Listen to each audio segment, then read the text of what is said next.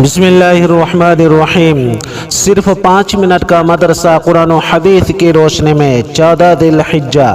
Number 1 اسلامی تاریخ، علامہ عبد الرحمن بن جوزی رحمۃ اللہ علیہ۔ 6ٹھی صدی ہجری میں عبد الرحمن بن جوزی رحمۃ اللہ علیہ ایک بہت بڑے محدث، مورخ، مصنف اور خطیب گزرے ہیں۔ 508 ہجری میں بغداد میں پیدا ہوئے۔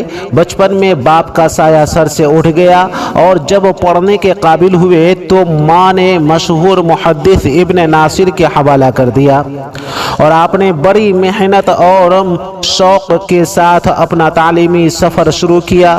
وہ خود فرماتے ہیں کہ میں 6 سال کی عمر میں مکتب میں داخل ہوا۔ بڑی عمر کے طلباء میرے ہم سبق تھے۔ مجھے یاد نہیں کہ میں کبھی راستہ میں بچوں کے ساتھ کھیلا ہوں یا زور سے ہنسا ہوں۔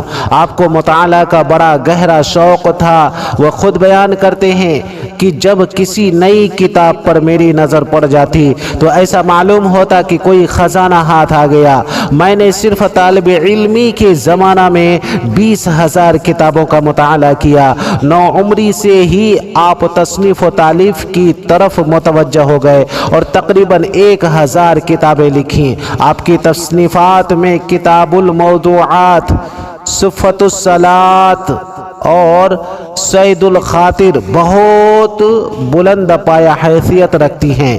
آپ کی وفات 597 ہجری میں بغداد میں ہوئی۔ نمبر 2 حضور صلی اللہ علیہ وسلم کا معجزہ، بے ہوشی سے شفا پانا۔ حضرت جابر رضی اللہ تعالیٰ عنہ فرماتے ہیں کہ ایک مرتبہ میں سخت بیمار ہوا تو رسول اللہ صلی اللہ علیہ وسلم اور حضرت ابوبکر صدیق رضی اللہ تعالیٰ عنہ دونوں حضرات میری عیادت کو تشریف لائے۔ یہاں پہنچ کر دیکھا کہ میں بے ہوش ہوں تو آپ صلی اللہ علیہ وسلم نے پانی منگوایا اور اس سے وضو کیا اور پھر باقی پانی مجھ پر چھڑکا، جس سے مجھے افاقہ ہوا اور میں اچھا ہو گیا۔ مسلم شریف۔ نمبر 3 ایک فرد کے بارے میں قضا نمازوں کی ادائیگی۔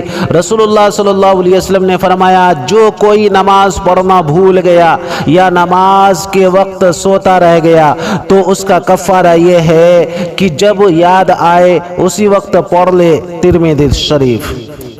اگر کسی شخص کی نماز کسی عذر کی وجہ سے چھوٹ جائے یا سونے کی حالت میں نماز کا وقت گزر جائے تو بعد میں اس کو پڑھنا فرض ہے۔ نمبر 4 ایک سنت کے بارے میں گناہوں سے بچنے کی دعا۔ گناہوں سے بچنے کے لیے یہ دعا پڑھے، اللہم ارحمنی بترک المعاصی ابدا ما ابقیتنی، اللہم ارحمنی بترک المعاصی ابدا ما ابقیتنی۔ اے اللہ، جب تک میں زندہ رہوں مجھے گناہوں سے بچنے کی توفیق عطا فرما۔ ترمذی شریف۔ نمبر 5 ایک اہم عمل کی فضیلت، مسجد کی صفائی کا انعام۔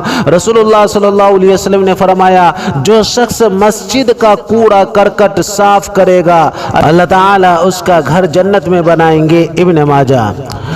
نمبر 6 ایک گناہ کے بارے میں، کفر کی سزا جہنم ہے۔ قرآن میں اللہ تعالیٰ فرماتا ہے، جو لوگ کفر کرتے ہیں تو اللہ تعالیٰ کے مقابلہ میں ان کا مال اور ان کی اولاد کچھ کام نہیں آئے گی اور ایسے لوگ ہی جہنم کا ایندھن ہوں گے۔ سورہ آل عمران۔ نمبر 7 دنیا کے بارے میں، مال و اولاد دنیا کے لیے زینت۔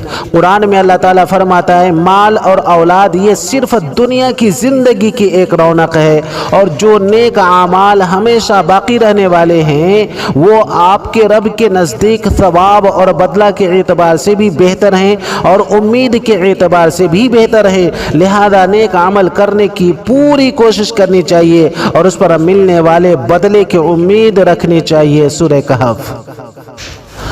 نمبر 8 آخرت کے بارے میں، قبر کی پکار۔ رسول اللہ صلی اللہ علیہ وسلم نے فرمایا، قبر روزانہ پکار کر کہتی ہے، میں تنہائی کا گھر ہوں، میں مٹی کا گھر ہوں، میں کیڑے مکوڑے کا گھر ہوں۔ ترمذی شریف۔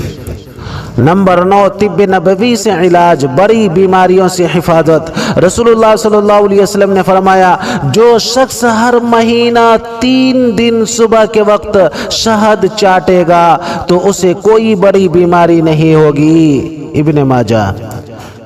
نمبر 10 نبی پاک صلی اللہ علیہ وسلم کی نصیحت۔ رسول اللہ صلی اللہ علیہ وسلم نے فرمایا اللہ تعالی کی عبادت کرتے رہو، کھانا کھلاتے رہو اور سلام پھیلاتے رہو، ان اعمال کی وجہ سے جنت میں سلامتی کے ساتھ داخل ہو جاؤ گے، ترمذی شریف۔